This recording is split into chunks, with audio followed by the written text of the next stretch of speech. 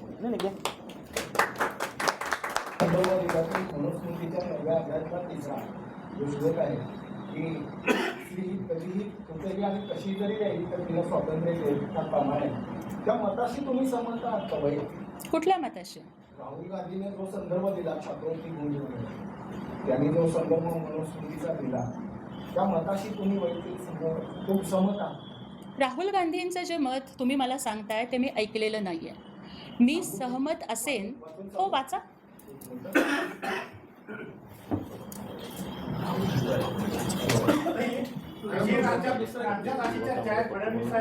नाही, मला जरा त्यांच्या प्रश्नाचं उत्तर देऊ द्या, नाही तर त्यांना वाटेल की मी प्रश्नाचं उत्तर नाही दिलं. महिलांना केवळ मुलगी, पत्नी, आई अशी चौकटीमध्ये मर्यादित ठेवून आयुष्यभर पुरुषांच्या नियंत्रणात टाकणे ही मनुस्मृतीची प्रतिगामी मानसिकता आहे. ही पुरुष प्रधान व्यवस्था महिलांना केंद्रात बंदिस्त ठेवून पाहते. मात्र देशातील 70 कोटी महिला हीच भारताची खरी ताकद, पाया आणि भविष्य आहे. त्या मताशी सहमत आहात? हे बघा, मनुस्मृतीचं दहन करणाऱ्या डॉक्टर बाबासाहेब आंबेडकरांच्या चळवळीतून माझी जडणघडण झालेली आहे. कुठल्याही समाजाची प्रगती मी त्या समाजातल्या स्त्रियांच्या प्रगतीवरून मोजतो असं म्हणणाऱ्या डॉक्टर बाबासाहेब आंबेडकरांचा, महिलांच्या शिक्षणासाठी शाळा सुरू करणाऱ्या महात्मा ज्योतिबा फुलांचा, क्रांतिज्योती सावित्रीबाई फुलांचा वैचारिक वारसा मी अभिमानानं मिरवते. आणि मला आनंद वाटतो की मी अशा पक्षामध्ये काम करते की ज्या पक्षाचे नेते मुख्यमंत्री झाले आणि त्यांनी या महाराष्ट्रामधल्या 2.5 कोटी लाडक्या बहिणींना आर्थिक स्वातंत्र्य दिलं. त्या पक्षात मी काम करते. मी अशा नेत्याच्या नेतृत्वाखाली काम करते ज्या नेत्यांनी केवळ भाषणबाजी आणि असे दाखले बिखले नाही देत बसले. कोणाच्या पक्षाचे किती मुख्यमंत्री झाले, पण जेव्हा आमचे लाडके भाऊ एकनाथ शिंदेसाहेब मुख्यमंत्री झाले ना, सावित्रीमाईंचं स्वप्न सत्यामध्ये उतरवत या महाराष्ट्रामधल्या प्रत्येक मुलीचं शिक्षण मोफत करण्याचा, मुलींच्या शिक्षणाची फी भरण्याचा, ज्योतिबांचं सावित्रीमाईंचं स्वप्न साकार करण्याचा, शिक्षण वाघिणीचं दूध आहे म्हणून सांगणाऱ्या बाबासाहेबांच्या विचारांना प्रत्यक्षात उतरवणाऱ्या एकनाथ शिंदे साहेबांच्या पक्षात काम करते. अहो, जेव्हा राज्यसभेची एकच जागा होती ना, भाषण करणं वेगळं, कुठलंच आरक्षण नव्हतं, ना जातीचं ना जेंडरचं, एकच जागा राज्यसभेची शिवसेनेला होती. पण त्यावेळेला कुठल्याही बडे घरच्या बेटीचं किंवा कुठल्याही मोठ्या नेत्याचं नाव न घेता सर्वसामान्य परिस्थितीतल्या मागासवर्गीयाच्या लेकीला राज्यसभेवरती पाठवणाऱ्या एकनाथ शिंदे साहेबांच्या शिवसेनेत काम करणारी मी कार्यकर्ते. आम्ही फक्त भाषणं करत नाही, महिला सक्षमीकरण काय असतं ह्याचं उत्तर तुम्हाला एकनाथजी शिंदे साहेबांच्या 2.5 वर्षाच्या मुख्यमंत्रीपदाच्या कारकिर्दीत मिळून जाईल. अहो, मी तुम्हाला तेच सांगतेय की मी सहमत महात्मा फुल्यांच्या विचारांशी आहे आणि माझी विचारधारा ही महिलांना सक्षम करणाऱ्या एकनाथ शिंदे साहेबांच्या विचारांशी मी सहमत आहे. राहुल गांधींशीच मी सहमत आहे की नाही हे तुम्ही त्यांच्या पक्षात काम करणाऱ्यांना विचारा ना. त्याच दरम्यान भाजपाचे राष्ट्रीय प्रवक्ते प्रवीण सिन्हा म्हणतात की राहुल गांधीचं असं वक्तव्य म्हणजे हिंदू पक्षीय बरोबर काम करता येते आणि याच्यामुळे घरात द्वेष निर्माण होतो. हे बघा, मला तुम्हाला एकच सांगायचं की कुणाच्या मताशी सहमत, कुणाच्या, हो दादा तुम्ही ऐकून घेत नाही आहात. तुमचा प्रश्न मी अतिशय संयमानं ऐकून घेते, पण उत्तर ऐकून घेण्या इतका संयम आपणही ठेवला तर खूप बरं होईल. मला सांगा, ज्या व्यक्तीला स्वतःची विचारधारा आहे, ज्या महिलेला स्वतःची आयडिओलॉजी आहे, तिने काय कायम मी ह्याच्याशी सहमत आहे का नाही आणि त्याच्याशी सहमत आहे का नाही, मी ह्याच प्रश्नाची उत्तरं देऊ का? I am having my on ideology, I am working on my on thoughts, I am a learned woman, I have completed my PhD. So, if I am working on my own ideology, then why always you are asking me that whether I am agree with that person or I am not agree with that person? मी कोणाशी सहमत आहे किंवा नाही आहे हे प्रत्येक वेळेला सांगण्यापेक्षा माझ्या स्वतःच्या चळवळीची विचारधारा आणि माझ्या आयुष्याच्या संघर्षामधून जे मला मिळालेलं आहे ते माझ्या नेत्याच्या नेतृत्वाखाली प्रामाणिकपणानं मी समाजासाठी काम करण्याचा प्रयत्न करते. राज्यभरामध्ये तेली समाज असेल किंवा खाद्यतेल तर मंत्रिपद म्हणजे काय की ते राष्ट्रगीत आहे, राष्ट्रगीत गायलं नाही म्हणून शिक्षा होणार 7-7 वर्षांची. ते तुम्हाला ते घरी कळवून आल्यानंतर घडली जे गुन्हेगार आहेत त्यांचं गुन्हे दाखल त्यांना मंत्रिपद दिली जातात, त्यांना भाजपमध्ये प्रवेश दिला जातो आणि म्हणजे त्यांचं शुद्धीकरण केलं जातं. आणि एखादं राष्ट्रगीत म्हणलं नाही म्हणून एखाद्याला जेलमध्ये घालायचं म्हणजे त्याचा गैरवापर करायचा असं एक चर्चा अशी आहे. तर तुम्ही त्याच्याकडे कसं? खरं तर मला वाटतं की या संदर्भामध्ये एक विरोधक फेक नॅरेटिव्ह पसरवत आहेत. वंदे मातरम हे राष्ट्रीय गान म्हणून ह्याला आपल्या संविधान सभेने मान्यता दिलेली आहे. अगदी डॉक्टर राजेंद्र प्रसाद यांनी सुद्धा त्याच वेळेला हे आश्वासित केलेलं होतं की जो दर्जा, जो सन्मान हा जनगणमनला दिलेला आहे, तोच सन्मान हा वंदे मातरमला सुद्धा देणार, हे आम्ही म्हणत नाही आहोत, हे डॉक्टर राजेंद्र प्रसाद बोलले होते. वंदे मातरम हे कुठल्याही एका जातीचं, एका धर्माचं, एका प्रांताचं गीत नाही आहे. हे या देशाच्या स्वातंत्र्य चळवळीचं गीत आहे. आनंद मठमध्ये जेव्हा हे गीत गायलं गेलं त्यावेळेला अगदी आपल्या महाराष्ट्रामध्ये धुळे असेल, जळगाव असेल, अनेक वेळेला वंदे मातरम गात गात स्वातंत्र्य सैनिकांनी आपल्या प्राणांची आहुती दिलेली आहे. आणि मग मला सांगा की जिथे म्हणजे अगदी अनेक मुस्लिम देशभक्त सुद्धा वंदे मातरम गातात, मग त्या वंदे मातरमला खंडित कुणी केलं? मला आज राजकीय भाष्य करायचं नाही आहे, मला केवळ 2च मिनिटं बोलता आलं, तेवढीच संधी मिळाली. पण मी खूप अभ्यास करून गेले होते की वंदे मातरमला खंडित करण्याचं पाप हे कुणी केलं, कुणी त्या वंदे मातरमची कॉन्ट्रोवर्सी केली.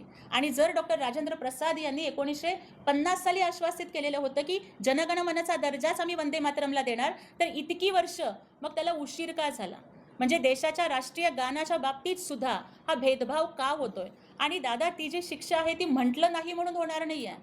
मला सांगा की देशाची राष्ट्रीय प्रतीकं ही प्रत्येकाच्या अभिमानाचा विषय असतात. तिरंग्या झेंड्याचा सन्मान हा झालाच पाहिजे, जनगणमनाचा सन्मान झालाच पाहिजे. देशाच्या संविधानाचा अपमान झाल्यानंतर शिक्षेची तरतूद आहेच. त्याचप्रमाणे लाखो क्रांतिकारकांच्या प्रेरणेचं स्फूर्तिगीत असणाऱ्या वंदे मातरमचा सन्मान झालाच पाहिजे. याच्यामध्ये कुणी वेगळा अँगल का आणतंय हेच मला कळत नाही. वंदे मातरम तुम्ही संसदेत होता त्या दिवशी, तर ते 5 कडवे म्हणावेत असं सक्तीचं केलं गेलंय का 2च म्हणले तरी चालतील? वंदे मातरम हे गीत जे लिहिलं आनंद मठमध्ये ते पूर्ण लिहिलेलं होतं. मग मला सांगा की जी पूर्ण 5 कडवी होती ती जर एखाद्या कवीनं आपल्या प्रतिभाशक्तीनं आपल्या भारत मातेला म्हणजे आपल्या देशामध्ये देशाला सुद्धा बघताना मातेच्या रूपामध्ये जर बघितलं, त्या मातेला एका दुर्गेच्या रूपामध्ये जर बघितलं, आणि मग तिथे काही जणांना कदाचित त्यांच्या वोट बँकची भीती वाटली म्हणून 5 कडव्याची 2 कडवी झाली का? खरं तर मी त्याच्यावरती बोलू शकेन. मला हा इतिहास माहिती मॅडम, सगळ्यांना माहिती, फक्त त्या दिवशी ठराव काय झालाय? 5ही कडवी ही पूर्णपणानं प्रत्येक कार्यक्रमामध्ये म्हणली जावीत, हे देशाच्या संसदेमध्ये मान्य झाले. मग जर मगाशी आमचे मित्र म्हणले कलम त्याप्रमाणे 2च म्हटली गेलेली आहेत, मग तो जर ते म्हणण्यासारखंच आहे ना, ते तिथं शिक्षा झाली होणार ना? मग काय ते म्हणतात तसं ते अस्त्र म्हणून आता वापरलं जाणार. वाद ज्याच्यावरती आहे, आणि माझ्या माहितीनुसार 5 कडव्याची सक्ती नाही. आपण जरा माहिती घ्या. हे बघा, देशाच्या पंतप्रधानांनी सुद्धा, हे ते सगळं ठीक आहे, पण 5 कडवी म्हटलीच पाहिजे असं काही? देशाच्या पंतप्रधानांनी सुद्धा लाल किल्ल्यावरती संपूर्ण वंदे मातरमचं गायन केलेलं आहे. कायदा वेगळा असतो आणि तुम्ही कृती करणं वेगळा असतो. कृती ठरलंय काय तेवढं आम्हाला सांगा, किंवा माहिती घेऊन सांगा जर नसेल. हो, मी तुम्हाला तेच सांगतेय की देशाच्या पंतप्रधानांनी सुद्धा संपूर्ण 5 कडव्यांचं गायन हे केलेलं आहे. त्या दिवशी जे bill prevention to insults to national honour हे जे बिल होतं, ते बिल नक्की काय होतं? तर ते एवढ्यासाठी होतं की ज्या पद्धतीनं जनगण म्हणत असताना जर कोणी अडथळा केला तर त्यांना शिक्षा होते, त्याच पद्धतीनं वंदे मातरम म्हणत असताना जर कोणी हेतुपुरस्सर अडथळा निर्माण केला किंवा त्याच्या गायनामध्ये जर कोणी प्रतिबंध निर्माण केला, हे बघा सगळे 5 म्हटले पाहिजेत. त्या दिवशी किती कडवे, ऐका, मी तुम्हाला तेच सांगतेय, तुम्ही ऐकून घ्या मी काय म्हणतेय. त्या दिवशीच्या बिलमध्ये, ज्या दिवशी मी उपस्थित होते त्या दिवशीच्या बिलमध्ये, त्या बिलचा जो दस्तऐवज होता ना, तो मी तुम्हाला पाहिजे तर देते, त्याच्यामध्ये किती कडवे म्हणायचे याची चर्चा नव्हती. तर वंदे मातरम हे राष्ट्रीय गान आहे, आणि ते म्हणत असताना जर कोणी अडथळा निर्माण केला किंवा त्याला जर कोणी प्रतिबंध केला, तर जसा संविधान, वंदे जनगण मन किंवा राष्ट्रीय ध्वज याचा अपमान केल्यानंतर ज्या पद्धतीची शिक्षा आहे, तीच शिक्षा वंदे मातरमच्या गायनाला प्रतिबंध करतात. म्हटलं नाही म्हणजे हा राष्ट्रध्वज ठरवला जातोय, त्याच्यावरतीच विरोधकांचा आक्षेप आहे. विरोधकांना सोयीने नका सांगू. मी सोयीनं सांगतच नाहीये, जे घडलं मी तेच सांगते. आम्ही माहिती घेतली, अजून 5 कडव्याची सक्ती लागू केली नाही असंच सांगण्यात येतं. मग आम्हाला खरं काय ते कोण सांगणार? तुम्ही सांगणार का? काय म्हणजे काय? मी तुम्हाला सांगते की जे बिल आहे ते वेबसाईटवर सगळीकडे अवेलेबल आहे. नाही ताई, ठराव काय झाला? तो ठराव तो ठराव कडव्यांच्या संदर्भातला नव्हताच. त्या दिवशी, ज्या दिवशी मी उपस्थित होते, सक्ती केल्यानंतर म्हटलं पाहिजे. तुम्ही समजून घ्या, असं नाहीये, तुम्ही समजून घ्या.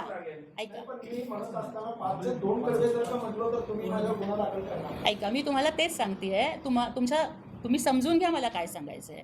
ज्या दिवशी मी राज्यसभेत उपस्थित होते, ज्या दिवशी हे बिल राज्यसभेमध्ये आलं, त्या बिलमध्ये जे नमूद आहे तीच गोष्ट मी तुम्हाला सांगते की त्या दिवशी चर्चा काय झाली आहे की जो शब्द डॉक्टर राजेंद्र प्रसाद यांनी दिलेला होता, जो शब्द देशाच्या संविधान सभेने दिलेला होता की जो दर्जा जनगणमनला आहे तोच दर्जा हा वंदे मातरमला सुद्धा असला पाहिजे, वंदे मातरम हे देशाच्या स्वातंत्र्य चळवळीचं स्फूर्तिगीत आहे, त्याचा सन्मान प्रत्येकाने केला पाहिजे आणि जर त्याचं गायन होत असताना जर कोणी अडथळा निर्माण केला तर त्यांना शिक्षा झाली पाहिजे.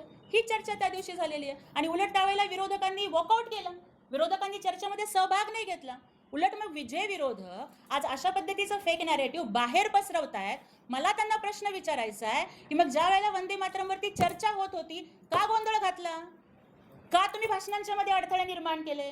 माझ्यासारखी एखादी पहिल्या टर्मची खासदार, हो मला सांगा की राज्यसभा असेल किंवा लोकसभा असेल, पहिल्या वेळेसचे खासदार बोलत असताना त्यांना मेडन स्पीचची संधी दिली जाते. मेडन स्पीचला 10 मिनिटं बोलायचं असतं आणि हे संकेत आहेत की एखादा मेडन स्पीच करत असेल खासदार तर त्यावेळेला अडथळे निर्माण केले जाऊ नयेत. सगळ्यांनी, मग ते विरोधक असतील किंवा सत्ताधारी असतील, त्यांनी शांततेनं ऐकून घ्यावं. पण मीच नाही तर माझ्यासारख्या अनेक खासदारांना मेडन स्पीचची 10 मिनिटं नाही मिळाली, 2च मिनिटं दिली गेली. प्रचंड गोंधळ घातला गेला आणि सुरुवातीला ज्यावेळी नारेबाजी झाली, घोषणाबाजी झाली आणि त्यांच्या घोषणांच्या आवाजांना आणि त्यांच्या विरोधाच्या आवाजाला न जुमानता आम्ही राष्ट्रप्रेमावरती बोलत होतो, त्यावेळेला या देशाच्या सन्मानाचा, राष्ट्रीय गीताचा विषय असताना जे विरोधक वॉकआउट करून गेलेले ते बाहेर का बोलतात? मग चर्चेचं सर्वोच्च सदन हे संसद आहे ना, या देशाच्या संविधानाच्या प्रमाणे राज्यसभा सर्वोच्च सदन आहे, तिथं का नाही त्यांनी चर्चा केली? ह्या व्यावसायिक व्याख्याता तुम्ही आणि आमदार आणि दोघांचाही जो प्रवास आहे तो अगदी मी जवळ म्हणजे आम्ही ज्यावेळेस चळवळीमध्ये होता तेव्हा मानधन म्हणून काही गोष्टी केल्या जायच्या, काही ठिकाणी तर मिळायचंही नाही.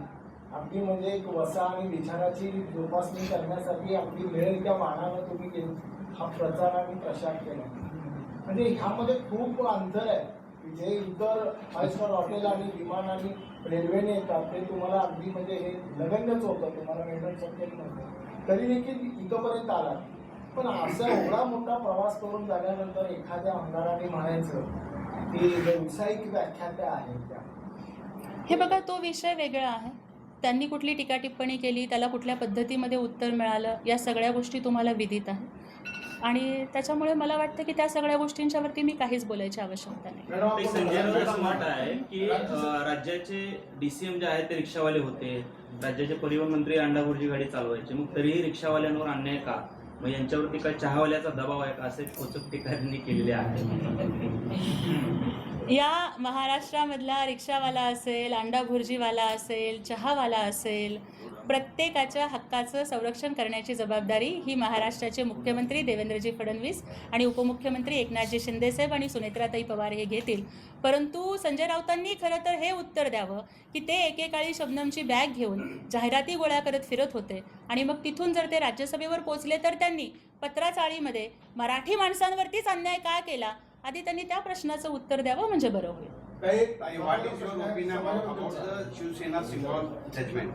शिवसेना ही सन्माननीय एकनाथजी शिंदे साहेबांच्या नेतृत्वाखाली सुरक्षित आहे. धनुष्यबाण आणि शिवसेना, ओके हिंदी आणि इंग्लिश, तो नाही त्यांच्या प्रश्नाचं देऊ द्या नव्हतं, त्यांनी प्रश्न विचारला आहे. नाही त्यांनी हिंदीमध्ये बोला म्हणाले, मी मराठीत बोलत होते. ही इज आस्किंग मी प्रश्न हिंदीत विचारला तर हिंदीमध्ये उत्तर पाहिजे म्हणून पॉज घेतला. मुझे पूरी तरीके से यकीन है कि शिवसेना और धनुष्यबाण सन्माननीय एकनाथ जी शिंदे साहब के नेतृत्व में सुरक्षित है. ये ना कि निवडणूक आयोग ने, चुनाव आयोग ने, बल्कि महाराष्ट्र की जनता ने भी हर बार साबित किया है. आपने देखा कि लोकसभा में हमारे कितने खासदार यहाँ पर चुन के आए, उसके बाद हमारे 7 MLA माननीय एकनाथ जी शिंदे साहब के नेतृत्व में चुन के आए. इसके बाद नगरपालिका हो या फिर कोई भी इलेक्शन हो, हर बार माननीय एकनाथ जी शिंदे साहब के नेतृत्व में शिवसेना ने बहुत ही दमदार कामगिरी की है. तो फिर अगर जनता ने यहाँ पे बता दिया है कि शिवसेना और धनुष्यबाण एकनाथ जी शिंदे साहब की है, तो फिर मुझे पूरी तरीके से यकीन है कि हमने डॉक्टर बाबा साहेब अम्बेडकर की संविधान को मानकर जो उठाव एकनाथ जी शिंदे साहब ने किया, उसी के साथ सुप्रीम कोर्ट भी उन्हीं के साथ रहेगा और शिवसेना एकनाथ जी शिंदे साहब की रहेगी, धनुष्यबाण उन्हीं का रहेगा. मॅडम, समाजातल्या शेवटच्या घटकाला पुढे आणण्याकरता मराठी भाषेवरून तो वाद पेटलेला आहे राज्यभरामध्ये. आज रिक्षाचालकांनी विविध ठिकाणी संप पुकारलेला आहे. या संदर्भात नेमकी वस्तुस्थिती काय आहे? Unity in diversity, that is the real identity of India. भारतामध्ये अनेक भाषा बोलल्या जातात. सगळ्या भाषांचा सन्मान हा झालाच पाहिजे. मराठी उत्तर होऊ दे ना दादा, प्रश्न विचारा पण उत्तर पूर्ण झाल्यावर विचारा. तर प्रत्येक भाषेचा सन्मान हा झाला पाहिजे. मराठी ही आपली मातृभाषा आहे. रिक्षा चालकांच्यावरती मराठीची सक्ती करणं याचा अर्थ आम्ही त्यांना मराठी वाङ्मयामध्ये PhD करा म्हणत नाही आहोत, किंवा आम्ही त्यांना बासी मर्ढेकर किंवा कुसुमाग्रज यांच्या कवितांचं काही रसग्रहण करा म्हणून सांगत नाही आहोत.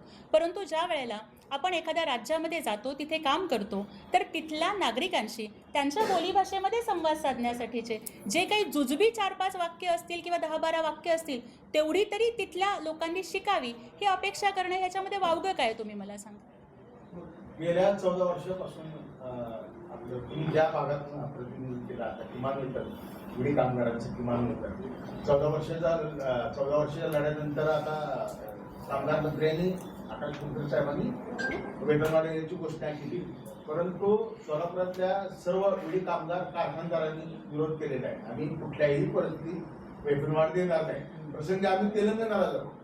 आणि आता या घटची आता करंट बातमी अशी आहे की सर्व मालकांनी काही कामगारांमध्ये फूट निर्माण करून काही कामगारांना हाताशी धरून त्यांनी आता सहाय्यक कामगार आयुक्त कार्यालयावर मोर्चा काढलेला आहे. आम्ही वेतनवाढ देणार नाही. प्रसंगी आम्ही तेलंगणाला जाऊ. ती काय भूमिका असेल? या प्रश्नाची सविस्तर माहिती मी घेईन. आताच आमचे नागेश पासकंटीजी हाच प्रश्न घेऊन माझ्याकडे आलेले आहे.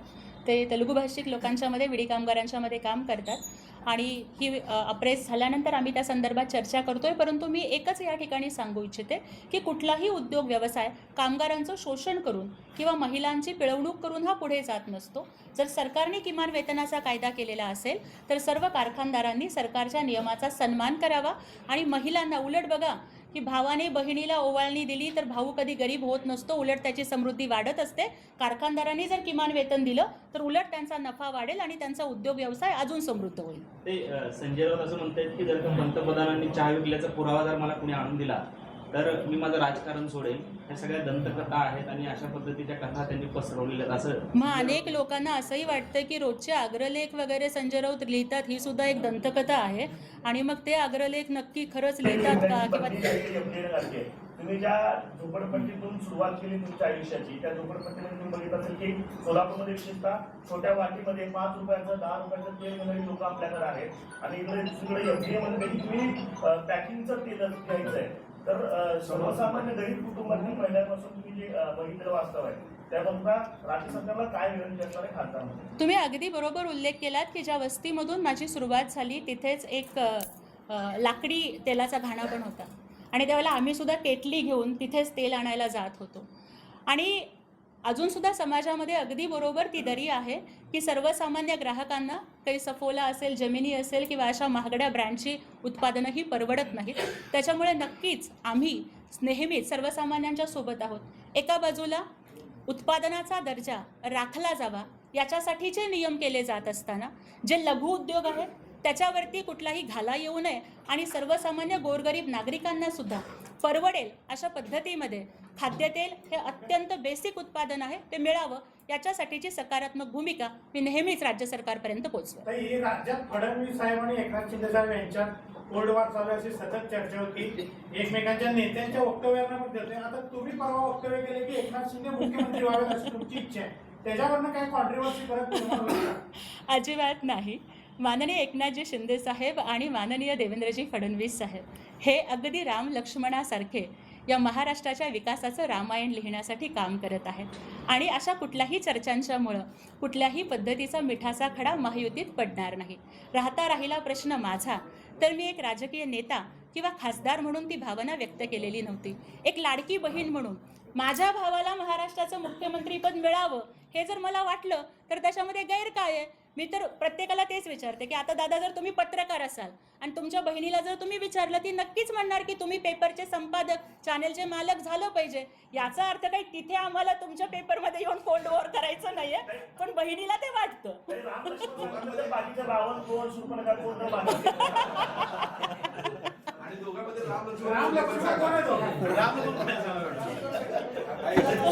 आता मला वाटतं की शूर्पणखा कोण, रावण कोण, कुंभकर्ण कोण, या सगळ्या गोष्टी तुम्हालाही खूप चांगल्या माहिती आहेत.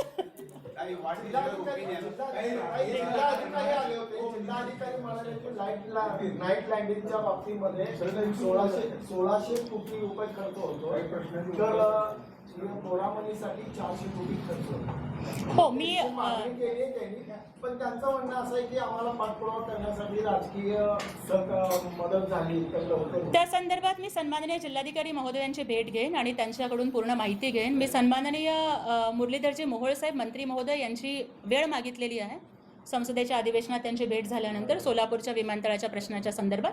तर जिल्हाधिकाऱ्यांकडून पूर्ण माहिती घेऊन सोलापूरच्या विकासाच्या दृष्टीनं जे काही योग्य असेल त्याचा पाठपुरावा ही मी मंत्री महोदयांकडे आणि सरकारकडे करेन. काही एक प्रश्न आहे. हो. सध्या राज्यभरात सर्वत्र आरक्षण वर्गीकरणाचा प्रश्न ऐरणीवर आलेला आहे. या निमित्ताने दोन समाजात तेढ ही अगदी मोठ्या प्रमाणात होऊ लागलेली आहे. आपण समर्थन करताय का, काय करताय? एक लाडकी बहीण म्हणून मला एवढंच वाटतं की माझा प्रत्येक भाऊ हा एकत्र राहिला पाहिजे. कुठल्याही बहिणीला आपल्या आईबापाचं आणि भावंडांचं घर वेगळं झालेलं आणि भावांच्या वाटण्या झाल्या तर ते कसं चांगलं वाटेल. पण त्याचबरोबर एक जबाबदार सरकारची प्रतिनिधी म्हणून माझी ही भूमिका असेल की समाजातल्या प्रत्येक घटकाचं म्हणणं हे ऐकून घेतलं जावं. जर कुणाला वाटत असेल की याच्यामुळे आमच्यावरती अन्याय होतोय किंवा आम्ही जर उपेक्षित राहतोय, तर प्रत्येक समाज घटकाचं म्हणणं ऐकून घेऊन ते आमचे नेते माननीय एकनाथजी शिंदे साहेबांच्यापर्यंत पोहोचवणं आणि समन्वयानं याच्यातून सगळ्यांचं म्हणणं ऐकून घेऊन मार्ग काढणं, अशीच समन्वयाची भूमिका माझी आहे. सुजाता आंबेडकर असतील, प्रकाश आंबेडकर असतील, आंबेडकर आंबेडकर असतील किंवा आंबेडकर चळवळीतील सगळे कुटुंबातील लोक, त्यांचं असं म्हणणं आहे या सरकारचा असा डाव आहे या दोन समाजामध्ये आरक्षणाच्या मुद्द्यावर भांडण लागावी आणि एकूणच आरक्षण रद्द करण्याचा सरकारचा डाव आहे. तुम्हाला वाटतं आरक्षण रद्द करण्यात येणारा सरकार? हे बघा, भारतरत्न डॉक्टर बाबासाहेब आंबेडकरांनी जेव्हा संविधान लिहिलं तेव्हा त्यांनी आरक्षणाचा अधिकार दिलेला आहे आणि बाबासाहेबांनी लिहिलेल्या संविधानावरती देश चालतो आणि त्यामुळेच मला असं अजिबात वाटत नाही की अगदी आमचे नेते माननीय एकनाथजी शिंदे साहेबांनी प्रत्येक वेळेला सांगितलेलं आहे की जब तक सूरज चांद रहेगा तब तक बाबासाहेब का संविधान रहेगा आणि संविधानाने दिलेल्या अधिकारांची पायमल्ली कुणीही करू शकत नाही. एक प्रश्न असा आहे की इथले आमदार जे आहे स्थानिक आमदार एका प्रश्नाला उत्तर देताना म्हणाले की बाबा म्हणजे तुमच्या माहितीच अण्णासारखे असेल, मास पांगुले असेल, रोहिदास असेल वगैरे गेल्या 2 वर्षापासून NSFDC म्हणजे केंद्र सरकारचं जे आहे निधी 2 वर्षापासून या सर्व महामंडळाला निधी रखडला गेला आहे. योगाने आपण आता संसदेत आहात तर या अनुषंगाने काय आपण मला खरं तर अत्यंत मी अभिमानानं सांगू इच्छिते की आमचे नेते एकनाथजी शिंदे साहेब जेव्हा मुख्यमंत्री होते त्यावेळेला सगळ्यात जास्त महामंडळांची निर्मिती त्यांनी केली. समाजातल्या अगदी छोट्या छोट्या घटकांना सुद्धा स्वतःचं हक्काचं महामंडळ देण्याची भूमिका त्यांनी घेतली. परंतु आता आपण ज्या प्रश्नाकडे माझं लक्ष वेधलेलं आहे तो अत्यंत महत्त्वाचा प्रश्न आहे, कारण ही सगळी महामंडळं वंचित आणि शोषित समाज घटकांचं सक्षमीकरण करावी याच्यासाठी आहे. आमचे सन्माननीय समाज कल्याण मंत्री माननीय संजयजी शिरसाट साहेब यांच्याशी मी या संदर्भात चर्चा करेन आणि एकनाथजी शिंदे साहेब यांच्या मदतीनं आम्ही महामंडळाला निधी लवकरात लवकर मिळावा यासाठी मी पूर्ण प्रयत्न करेन. आपण मगापासून लाडकी बहीण उल्लेख करताय, मात्र आपल्याच लाडक्या बहिणी जे आहेत ते अनेक अपत्र जे आहेत ते लाडक्या बहिणीची योजनेतून झालेले आहेत. काय भूमिका सरकारची असणार आहे? लाडकी बहीण योजना ही माइलस्टोन ठरणारी योजना जिनं महिलांना आर्थिक स्वातंत्र्य दिलं, परंतु त्याच वेळेला दुर्दैवानं काही लोकांनी त्याचा गैरफायदा सुद्धा घेतलेला होता. काही पुरुष लाभार्थी होते किंवा काही अपात्र होते. तर जे काही स्क्रुटिनी होती आहे किंवा मग जो काही ऑनलाईन फॉर्म भरला जातोय त्याच्यामधून एकही पात्र असणारी लाडकी बहीण वंचित राहू नये याच्यासाठी आम्ही या बाबतीमध्ये सर्वतोपरी प्रयत्न करू. ताई, सध्या साखरेपासूनच्या सगळ्याच गोष्टी तर महागाई चालत. तुम्ही गृहिणी आहे, NDA सरकार किंवा सध्याची जी सरकार आहे आता ते कुठेतरी महागाई रोखण्यात असमर्थ ठरत आहे असं वाटतंय का? महिलांसाठी लग्नाला जे गरजेच्या वस्तू आहेत, ज्वेलरी सुद्धा महाग झालेली आहे. सोनं आज 1,60,000च्या पुढे गेलेलं आहे. साखर महाग झालेली आहे, गॅस महाग झालेला आहे आणि दुसऱ्या बाजूला आता पेट्रोल सुद्धा महाग होत आहे. म्हणजे इथेनॉल जरी मिश्रित झालंय तर पेट्रोलच्या किमती कमी झाल्या नाहीत, उलट वाढलेल्या आहेत. आपण असेल तर महागाईचा फटका सामान्य लोकांना पडतोय आणि एका बाजूला अशी चर्चा असते नेहमी, म्हणजे टीका केली जाते की बहिणींना देण्यात आलं परंतु दाजींकडनं पैसे काढून घेण्याचं काम हे सध्या सरकार करत आहे. तुम्ही एक गृहिणी म्हणून काय याच्याकडे बघता? हो, मी एक गृहिणी आहे, त्याच्यामुळे प्रत्येक गृहिणीला महिन्याच्या शेवटच्या तारखेपर्यंत आलेल्या पगारामध्ये बजेट बसवत असताना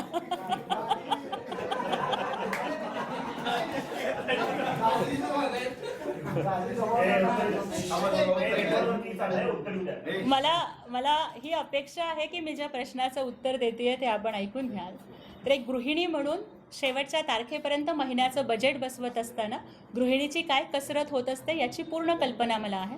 जे प्रश्न मी विचारले गेलेत त्याच्यामधला एक प्रश्न मी सरकारला महागाईच्या संदर्भात सुद्धा विचारलेला आहे आणि त्या संदर्भामध्ये मला सन्माननीय मंत्री महोदयांनी अगदी पद्धतशीर असं उत्तर दिलेलं आहे. मी आपल्याला हवं तर पत्रकार परिषद संपल्यानंतर त्या प्रश्नाच्या उत्तराची प्रत देते. परंतु त्याच वेळेला आपण बघतोय किंवा पेट्रोल आणि इतर अनेक गोष्टींच्या बाबतीत जगामध्ये जी परिस्थिती आहे, मग इराण आणि अमेरिकेचं युद्ध असेल किंवा इतर अनेक गोष्टी, त्याचाही प्रभाव पडत असतो. परंतु तरीसुद्धा जगात काहीही परिस्थिती राहिली तरी त्याचा फटका आपल्या भारतीयांना बसू नये आणि सर्वसामान्य नागरिक महागाईच्या झळामध्ये भाजू नये याच्यासाठी योग्य ते सर्व प्रयत्न सरकार करत आहे आणि वेळोवेळी महिलांच्या आणि गृहिणींची प्रतिनिधी म्हणून मी त्यांचा आवाज सरकारपर्यंत पोहोचवण्याचं काम करेन. राज्यात अमराठी भाषेकडून मुद्दा चालू आहे